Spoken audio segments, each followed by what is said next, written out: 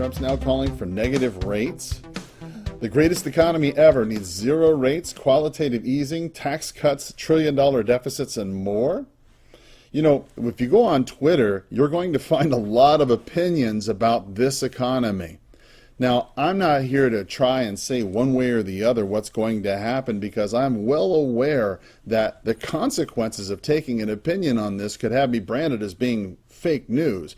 But the reality is that there are some critiques that could be made with this real estate market, and some of the changes that have been made for this real estate market. And some of the changes we're going to cover today are designed so that you will take notice and be aware of what's really going on, so you can advise your clients and your customers so they can sell their property as quickly as they need to, any unwanted properties that they have. So let's just take a quick back tour in history. Let me tell you a little story, if I might be so bold. If you'd let me take some time today and tell you a little story. You know, back in 2013, Open Door first began. You know, they came out. You know, the concept is simple enough. I mean, sell your home to the iBuyer and eliminate the need to list your home. It certainly seems simple enough. I mean, when you think about it, convenience and a certainty of getting your home actually sold was key to the Open Door concept. You know, and when you think about it, for a lot of customers who are looking to sell their property, an unwanted property, especially a rental or unwanted investment property, or perhaps an inherited property, that made a lot of sense. And 2 years later, you know, OfferPad came along in 2015, eager to jump onto this iBuyer model. You know, iBuyer models had not really been around quite to this extent before, and a flashy website and promises of local moves and an ease of closing and a simple submission now made this a very competitive game. I mean, when you think about it, what made this so easy for people are these automated valuation models, computerized models of what prices should or shouldn't be in a particular area, made it very easy for investors out of state to gather data as an aggregate and make decisions about whether or not they should make an offer on a property. And they could do this very quickly, usually within 5 minutes. And of course, Zillow, being a giant on the sidelines, you know, they decided to enter the iBuyer game themselves back in 2017. You know, so quickly, the real estate landscape here is changing. I mean, when you think about it, you've got OfferPad, Zillow, you know, all iBuyers, you've got individual investors in the local marketplaces, all offering to buy unwanted properties. And a lot of times they're relying heavily on these automated mortgage value software. You know, and this reliance on this, I believe, is a fallacy. It's something to be aware of. It's something that could be a potential problem. Because when you think about it, Zillow jumped right into the game.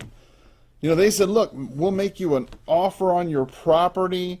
You know, all you have to do is just go ahead and tell us a lot about your property. Just tell us about your home. Gosh, I mean, when you think about it, they're getting data from the homeowner, photographs, floor plans. This is why my home is worth more than the neighbor down the street. And Zillow's collecting all of this data. When they make an offer on a property, it gives them a lot of data. And now when you think about it, if Zillow and Open Door and OfferPad's all in this game, and the ever-increasing arm race for customer acquisition and data mining, within 6 months, Open Door gets into the mortgage business.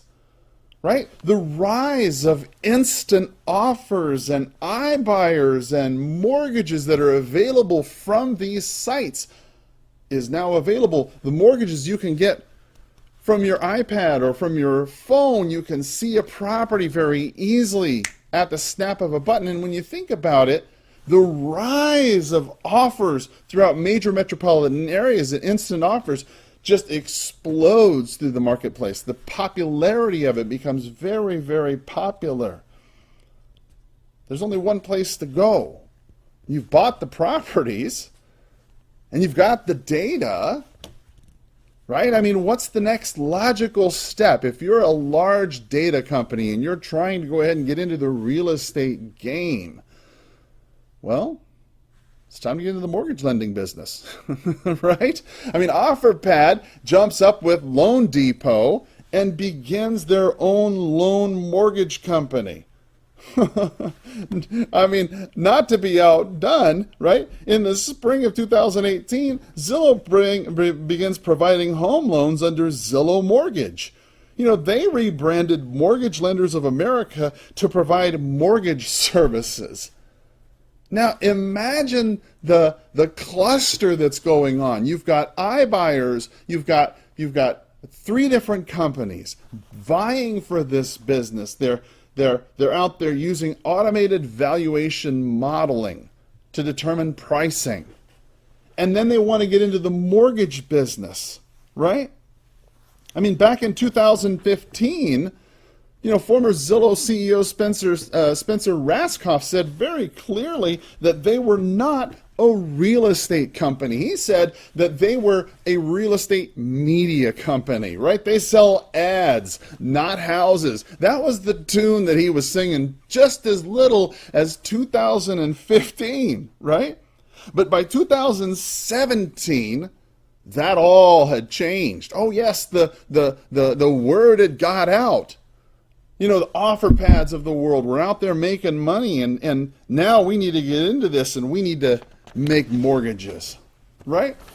Now, when you think about this, if you're an iBuyer and you're buying homes and then you're turning around and you're selling homes and you're making repairs and doing all of these sorts of things,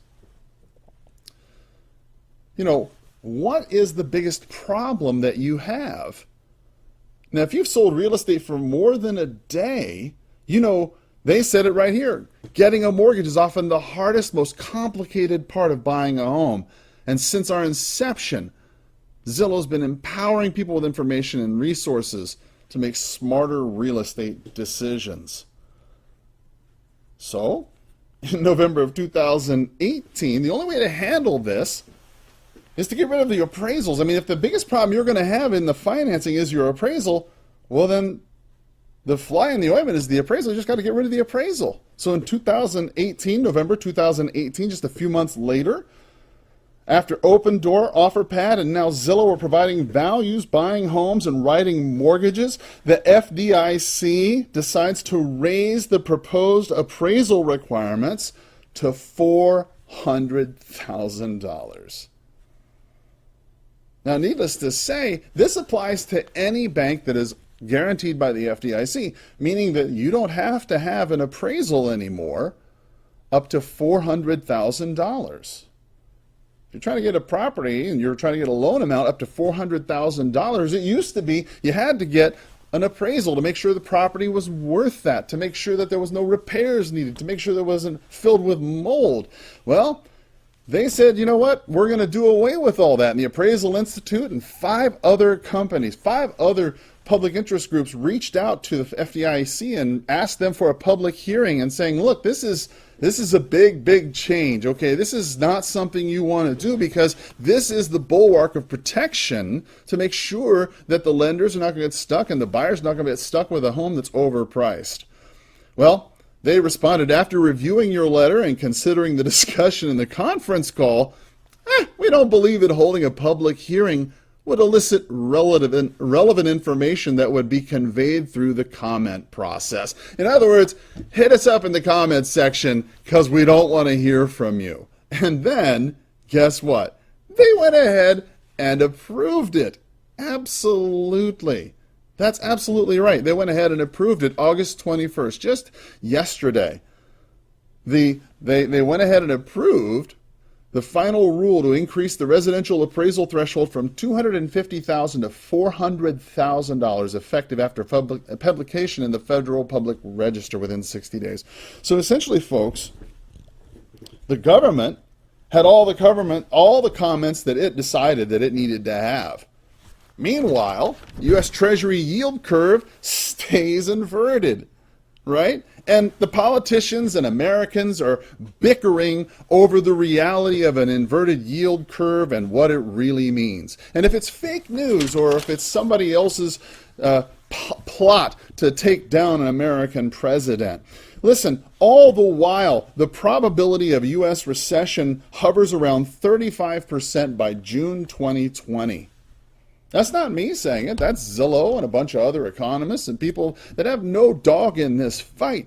Listen, not every single thing is a political issue. Sometimes we have to realize that sometimes the end of the train is up, and these things have a cycle, and worldwide, Germany and the EU and a lot of other places are having problems that other places have. And regardless of the causes, it is clear with the median sales price of an American home being under $280,000, no appraisal needed is a very dangerous proposition. I mean, even though everything's appearing to go well, okay, the yield split, right? This is some dangerous signs ahead. You know, not within the last 12 months, you've had an inverted yield curve 9 times since World War II. You've had a prediction of this magnitude come true within the next, 365 days or so because of the length of an inverted curve. This is not politics. This is not somebody turning this around and making the news a certain way. This is just consumer confidence in the way things have been going. And you don't really have to be a rocket scientist or a politician to see this. Now, I understand for many of the people who are listening to this, yield curves and recession talk and politics is far beyond what we typically talk about on the Red Pill Investor. But let me tell you why I bring this up. I bring this up because your customers and your clients are bringing this up. Your customers, your clients, they're thinking this through. Now, if you've got a customer and you've got a client, maybe it's your dad. I was at a customer's home today who's looking to sell his property. He's looking to sell homes. Look, the median sales price for a home in America right now is about $280,000. In the next 60 days, they're not going to have an appraisal anymore. The inventory itself, well, we've got a 4.2 month supply worth of inventory on the market right now, which means if nobody else put another home on the market, we'd run out of homes to sell in 4 months. When you think about it, over half the homes that sold in the first 30 days. It doesn't take too long to sell. And nearly 12%, almost 11% of the properties that sold, all right, were sold through cash transactions. That is almost an all-time high. It's down from 20% a year ago. Now listen, obviously there's a lot less short sales, a lot less distress type sales. What does this mean when you have a lot of good news? Well, I mean, obviously their sales are up and the median sales price are up and the inventory is down and there's a lot less homes to choose from, and that's all good news for American homeowners. But the reality of this information is simply this, that when you're trying to sell your property, okay, that's posing a problem for you. Because look, when you're trying to sell your home, well, where are you going to move to? I mean, the biggest problem we have with America right now is tenured home growth. Americans are not wanting to move. They're wanting to stay in their homes because, listen, they could move, but where would they go? And if you're a real estate professional, you've probably heard this. That's why many people that you know right now, if they've got a second home and they need to sell it because they don't need it anymore, this is a good time to sell because the market's good. Because when you think about it, the housing starts themselves have fallen for the 3rd consecutive month. Why is that important to you? Well, it's very simple. The housing market's you don't have that many more homes coming on the market, there's fewer homes for people to choose from. And in theory, even though things are going well with a low mortgage rate and there's fewer homes to choose from and the rates are going up, the values of homes are going up, even though all these are good fundamental signs, that does not mean that there's going to be this in perpetuity. The signs are on the horizon and it's time for us to take action and help our family and friends. Thank you for paying attention, and if you know someone who could use this message, please share that with them, and as always have